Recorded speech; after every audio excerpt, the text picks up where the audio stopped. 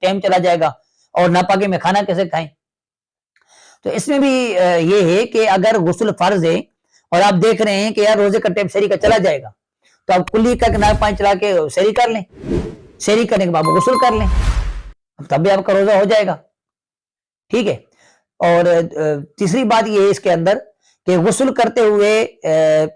بعض چیزیں احتیاطی ہوتی ہیں نا جو کرنی ہوتی ہے انسان کو، وہ احتیاط ہم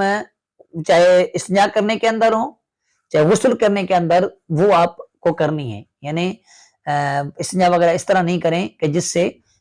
کیا کہتے ہیں پانی جائے، اس طرح